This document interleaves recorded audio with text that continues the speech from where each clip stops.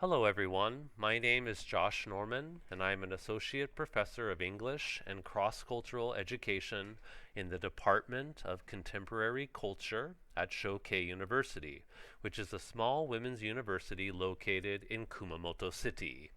I have been teaching there for almost 15 years now. First of all, I want to thank you for taking time out of your day to listen to and watch my presentation. We all lead busy lives, made even more so by the COVID-19 pandemic that we are currently in. So, I appreciate your interest in my presentation, which is entitled My Journey with Teaching Online versus Face-to-Face at Two Universities. Before I get into the heart of my presentation, I would like to read out my abstract, which will give you an overview of what I will be talking about today. While teaching full-time at Shokei University and part-time at Kumamoto University this semester, I have taught both face-to-face classes and exclusively online. Each university has a different LMS, Google Classroom or Moodle, and different requirements for their online classes, such as rules about showing one's face and which online streaming video provider must be used, Google Meet or Zoom.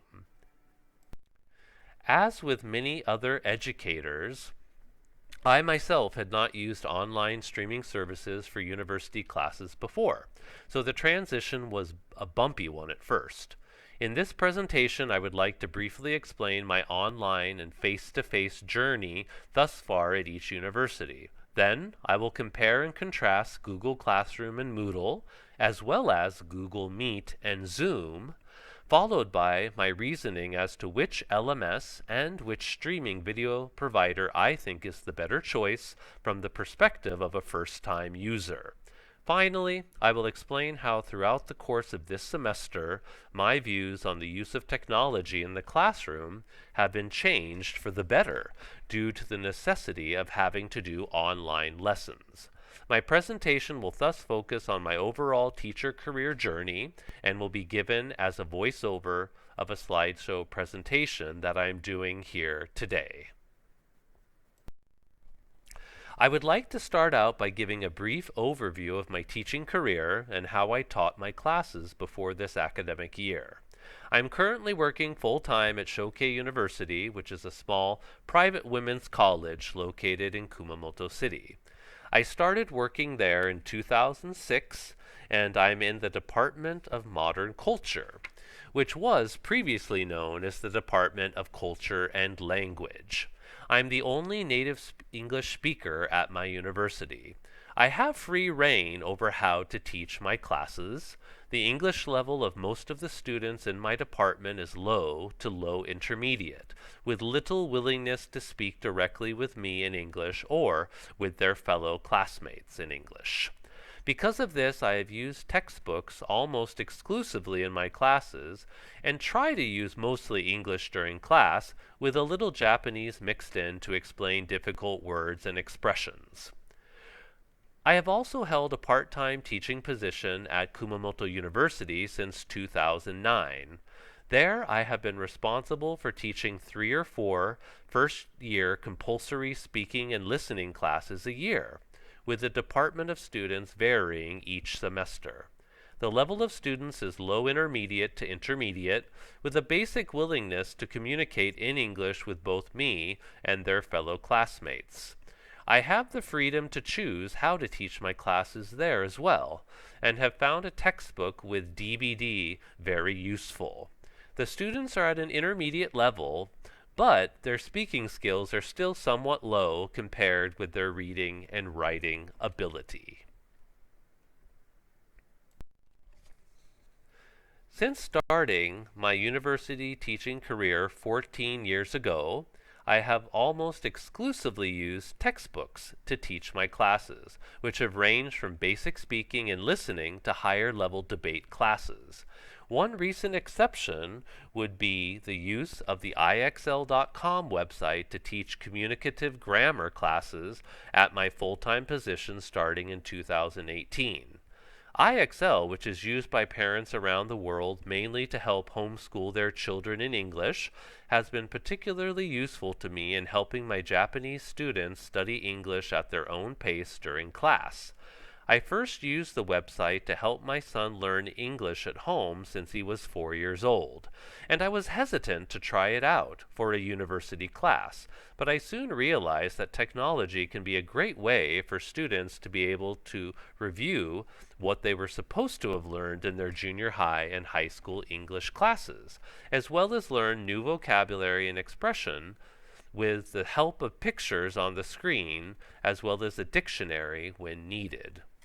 Although I would consider myself very computer literate, before this academic year I had never used any online LMS or video streaming services for any of my university classes, mainly because I had never felt a pressing need to do so. Until now, I have always been able to give detailed written feedback for homework assignments by paper and pen, and that had suited my style just fine. So now, fast forward to this past April, a time when many universities, including the two I work for, were scrambling to figure out what to do about their classes. Both universities dragged their feet for weeks, waiting to see how other universities around the country were responding to the pandemic. A lot of this delaying and contemplating was likely due to the fact there had been, well, and still are, many fewer COVID cases in Kumamoto compared with other places in Japan. So both universities were probably holding out to see if doing face-to-face classes after a delayed start could really be a reality. The first of the two universities to come up with a concrete plan was Kumamoto University, which was not surprising because it is a national university and was likely under more pressure from the education ministry to commence classes. Spring classes finally started online on May 7th, right after Golden Week. In the middle of the semester, there was an option to switch to face-to-face classes starting July 1st. Which was later reversed at the beginning of August due to increasing COVID cases in the prefecture. I was glad that I personally chose to stay online throughout due to only having one part-time class there this semester, thus avoiding a lot of the stress due to having to go back and forth between the two styles of teaching. Unbeknownst to me, Kumamoto University had been using Moodle exclusively for many years, so Moodle was the only LMS available to use. This was likely an easy transition for full-timers already accustomed to it, but caused a lot of anxiety for part-timers, including myself, who had never used it, or perhaps any other LMS, before. Zoom became the university's choice for online lessons, and paid accounts were created for all staff. Now, at Shokei University, classes finally began online on May 18th. Due to the low number of COVID cases in Kumamoto City at the time, school administrators decided to go ahead with face-to-face classes beginning June 1st. Classes ran through the end of August. Although both universities I work at are located in Kumamoto City, I figure the reason Kumamoto University decided to stay online for the whole semester versus Shokei's decision to go back to face-to-face classes was due to it having a much larger number of students, as well as possible pressure from the education ministry. Shokei bought a Google Classroom license for all departments at the university to use, so only that LMS could be used, along with Google Meet for online lessons. For simplicity, the School Affairs Committee asked that only Google Classroom and Google Meet be used for online classes. After face-to-face classes started, the committee requested teachers to either provide an online synchronous option, upload a recorded version of their face-to-face lesson to Google Classroom afterward, or upload the necessary materials and assignments to Google Classroom for those students who couldn't or didn't want to, come to any face-to-face classes.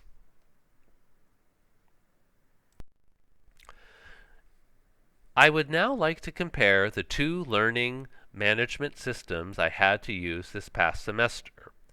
First, I will start with Google Classroom. It was surprisingly easy to learn. It has an easy-to-use interface and nice graphics. Its simple features do not overwhelm new learners, which would include the majority of students and instructors. However, some advanced users might be left wanting for more. Online lessons with Google Meet are easy to start with just a few clicks of the mouse from the user's Google Classroom class list. Homework is easy to assign, grade, and then return to students. The only slight trouble I've encountered with Google Classroom thus far is with sometimes having my private Google account get mixed up with my school Google account. By that, I mean even if I tried to access Google Classroom after first being logged into my school Google account to use my university's Gmail system, for some reason Google Classroom assumes I'm trying to access it under my private Google account. Although I can easily get around this by just re-logging into my school account on the Google Classroom page, it gets a little bit tiring of having to do that every time. Overall, it's just a very minor inconvenience in an otherwise great LMS. Now, I'd like to talk about Moodle. Compared with Google Classroom, personally, I felt the learning curve was a bit steep for it. I had heard many things about Moodle at previous academic conferences and got the impression that it was an LMS that a person either loved or hated. After getting my login information from Kumamoto University, I logged in and was surprised to see listed on the screen all the previous courses I had taught there. It was then I realized Kumamoto University had been using Moodle for many years before the COVID-19 pandemic hit this year. But I, along with many other part-timers I'm sure, just hadn't felt a pressing need to use it. As for its usability, Moodle itself is very much text-based with extraordinarily few graphics. For a beginner user, it is quite tough to know what to do first and how to go about doing it.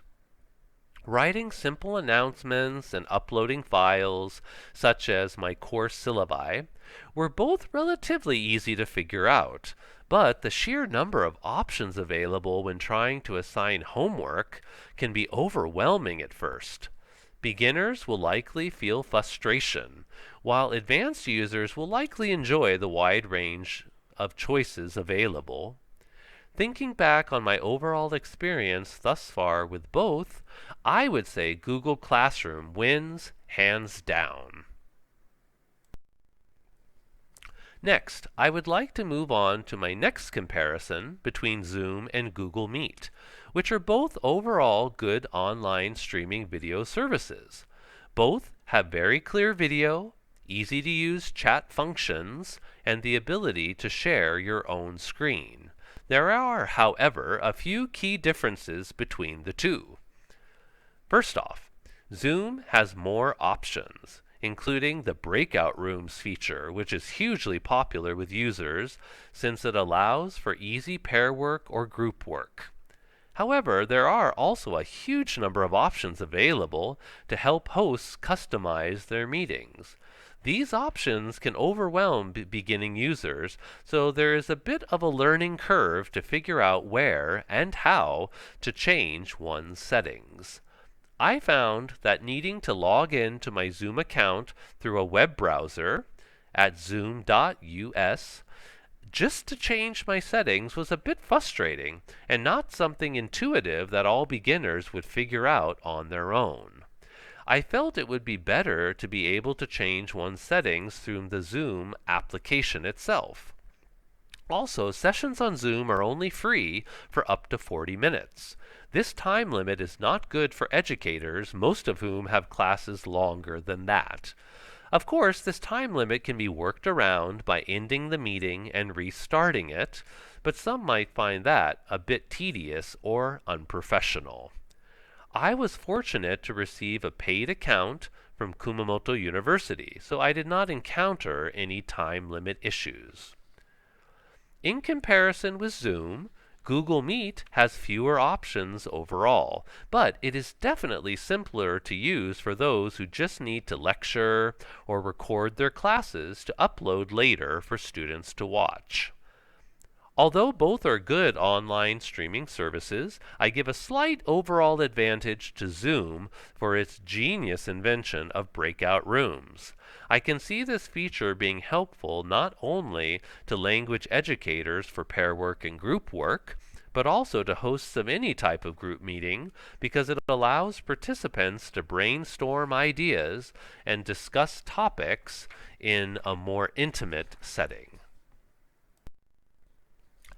Now that I have finished comparing the two learning management systems and online video streaming services, I would like to briefly explain how my view of using technology in the classroom has changed over the course of the past 6 months.